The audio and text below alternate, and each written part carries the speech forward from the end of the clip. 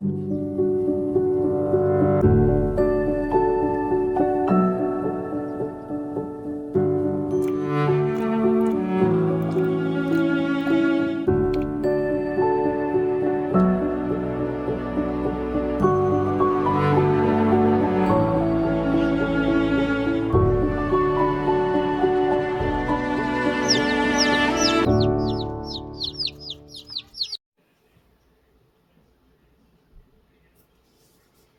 morning.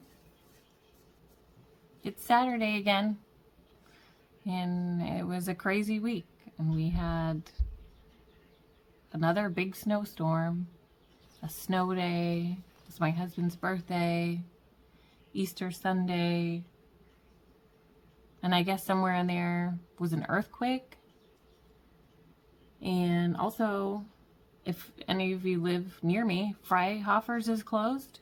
The bread store outlet, which was an institution, and I went there Friday, the Friday before Easter, which was Good Friday, and it was closed, and I thought they must be closed for Good Friday, and then I was going to go yesterday, so I just wanted to see what time they closed, and I looked it up on Google, and it said permanently closed, and that's where I got all my bread. Well, I mean, on Thursdays, if you bought like a thing of cookies, or 2 things of cookies, everything was 79 cents, like all the breads, bagels, and English muffins. So I'm gonna have to make bread today, I feel like. But anyways, one of the biggest things I want to do, well, 2 big things. So, well, okay, a few. Okay, so we have to take care of this basil situation. So my lemon basil, I potted up first. That was the first basil that I potted up, and I potted it up into regular pots, and they have gone crazy, and I need to fix them, and I'm going to show you how I'm going to fix them. And just to give you an idea, so this is the sweet Italian basil, and these are the 6L air pruning trays from Bootstrap Farmer. Those need to be potted up, but they look healthy, they're fine. And then this is the dark purple basil. There we go.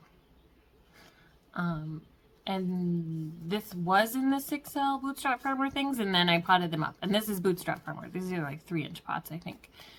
I potted them up like a couple weeks ago, so but they still look good. This is the lemon basil.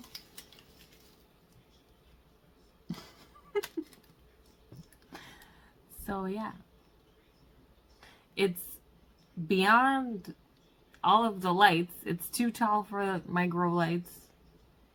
It's pretty root bound, and this is like a cheap pot from, I don't know, I think this was Job Lots. I feel like this is a Job Lots tray. So I'll show you what these look like and how I'm gonna pot them up and then fix them and get them back under control and make them happy. And to do that, I bought a plastic cup, or several plastic cups from Price Chopper, and I went to Price Chopper and I was just looking for regular plastic cups so that I could show you. And then I found these. They were the only plastic cups that were there, and it says plants over plastic repurpose compostables made from plants 100% compostable. So that's cool, and it's clear. And we could try it out because we compost here. I don't know how long this would take. I might cut it up first, you know. Or we could just stick it in a bucket and do like a little science experiment to see how long it takes to break down. And then what I'll do is I'll pull out some of these basil plants and show you what the roots look like. Because it's not good. That's what happens when you get busy. So here are, I put 4 in each. Geez. I put 4 seedlings in each thing. And like I said, I planted all this basil on the same day. So, I don't know. It could be that lemon basil does grow differently also. But I think it also has a lot to do with the pots. And this is the bottom. The roots are pretty root bound right there. So what we're going to do is take this off. I'm going to take this whole thing off because you can prune the roots of a plant the same way that you prune the branches of a tree, and it will have the same effect on the roots that it has on the branches, and the plant will thank you. And this, like this, no, if you water these, none of that water is getting up there. So we're going to just take that off and get rid of it. Compost. We're going to compost that. And then, so it's a little bit, now you have a little bit more room to work with too, and the roots have somewhere to go. And then, so what I'll do is I'm going to take my cup, and I have some Pro Mix here mixed with some water, just the right amount. Let's see. Okay, and I'm also going to bury the stems a little bit. It doesn't do much except for just kind of shrink things up a little bit and give it a little bit more stability. In tomato plants, the stems, if you bury the stems, they will put more roots out from the stems, but I'm pretty sure basil doesn't do that. But I'm going to do it anyway, just to help kind of stabilize that wobbliness. So I put some Pro Mix in here with some water, and then I do push it down a little bit to give the roots some traction. And then we're going to go ahead and drop them in like that. And see how there's like still a little bit of space right there where we can kind of bury those stems. So I'll do that. Yeah, I really like these cups. I don't know if I showed you, I did drill holes in the bottom of these so that they have drainage. The other things I like to use for potting things up are anything that food came in, because the plastic is generally safer, like food grade plastic. Like Bootstrap Farmer uses food grade plastic, and then the 32 ounce, if you eat yogurt, we eat a lot of yogurt, Cabot yogurt, especially the 10%, I don't know if it's 10% milk fat and 11 grams of protein, or vice versa, but that's like my favorite yogurt. Those containers are really super good for potting up tomato plants. They're like the perfect shape and size for a almost ready to go outside tomato plant. So I'm just gonna like fill this up and press it down into the sides, and then I'm gonna kind of go around the stems, and it will help hold the stems up. I have had a fan on these, so the stems, even though the stems are long, they're super strong because I've been trying to harden them off with a fan. And then this is what it looks like. So now it has like this much space. Oh, I need to put some more in. Ooh. There we go. Maybe if I use my spoon handle. There we go. Now we're talking. Okay. So it has like this much space now for the roots to do whatever they want. And then we buried the stems like this much just to keep it a little bit more sturdy. And then the other thing we're going to do is prune the tops off.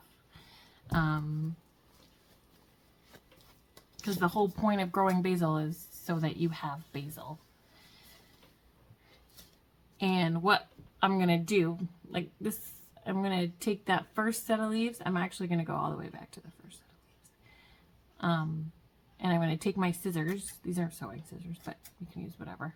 And then I'm going to go, as long as they're sharp. And then I'm going to go all the way down to just above the first set of leaves. And I'm going to chop them off.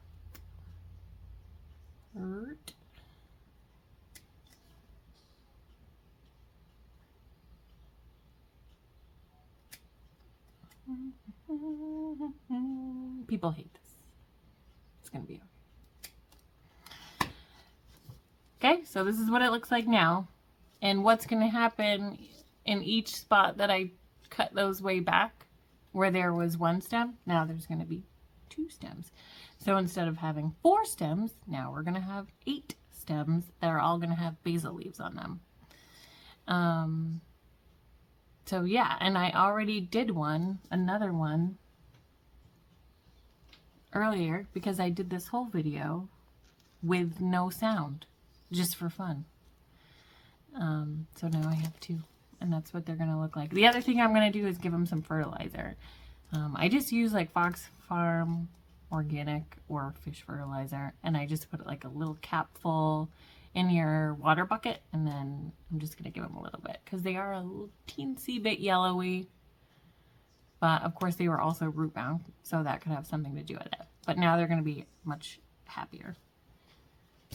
Yeah, I mean, look at that. Now they're sort of like,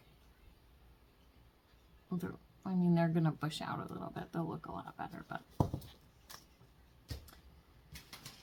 So 2 down, 14 to go. And then the other thing that happened this week is I got these seeds in the mail that I forgot I ordered. From Sunflower Steve, the Van Gogh's Fantasy Mix. And Sunflower Steve, I forget where he's out of, but basically he's been growing cut flowers since 2000. And in 2007, he found like a rogue volunteer sunflower in one of the fields that was multicolored and had lots of petals. And then he saved 12 seeds from that flower, and then I guess the rest is history. And then he also makes like these cool like sunflower art. He sort of lays out the flowers and then does like a bird's eye view, and makes different things. And then he also rehabilitates birds of prey, which is cool.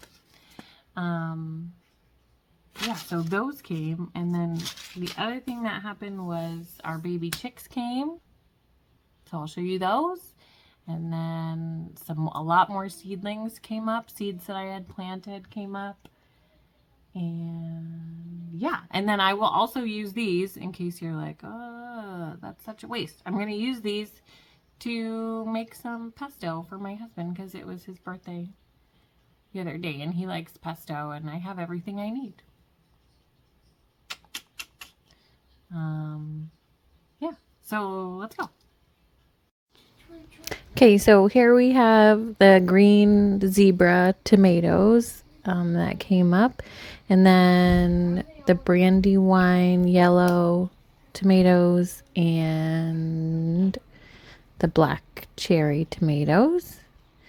And then down here we have the violet sparkle pepper plants, the giant rose petunias, and then over here some more petunias. They got potted up later, so they're a little bit smaller.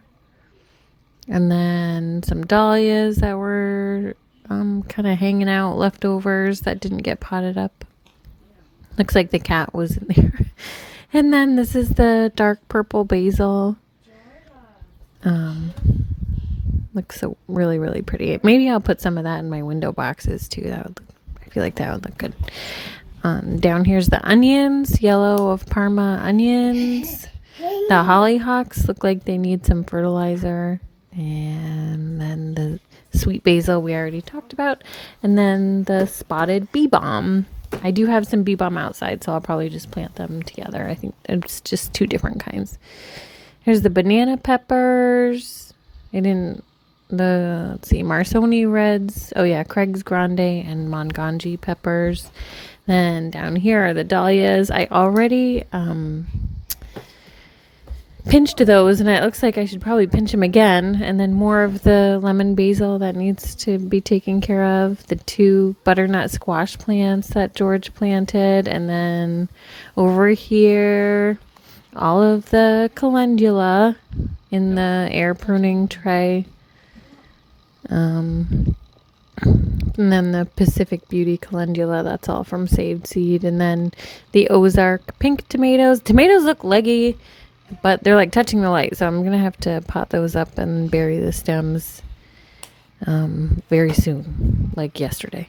And then I also planted these zinnias down here. They were leggy, so I did turn a tray over and put it underneath so they'd be closer to the light. Some of them are saved seed. And then over here is the cabbage, Brussels sprouts. There's the late cabbage, early cabbage, and Brussels sprouts. And those I put closer to the light also so they wouldn't get leggy. And then I put a fan on them, which will help with that too, because they'll focus more on putting roots deeper instead of growing taller. So those should be pretty strong. And then let's see. Oh yeah, dead on F1 cabbage. That's what that's called. And then down here, the tree of enchantment, and it's getting really huge. I don't know if those new shoots will bend downwards. Oh, and there's I think that's the last daylily. And then everything else. What's that? Oh, more lemon basil. Thanksgiving cactus, aloe plant, money plant. And then over here is that split leaf monstera that has the new leaves. Oh man, I love those leaves so much. I have to divide that though, and everything needs bigger pots. And pots don't get a whole lot bigger than that. So let's see, what else do we have? And then, oh, okay, so that's what everything looks like all together. And then over here are our baby chicks. Well, this is their setup. They have like a nice heat plate food, and then the water with the electrolytes and probiotics in it. And then here's the boys like freaking out because the chicks are in this little box. This is the box that they came in, actually. So I put them in there when I want to clean out their poop and clean their feeder and clean their water. I'll just put them in here and then do that in the other box and then put them back. There's 4 black Australorps and 4 buff Orpingtons. That's all for today. I will probably post another video about the chicks when I feel like I have a better understanding of what I'm doing. I hate voiceover because I feel like the video is short and then I just keep talking and getting interrupted.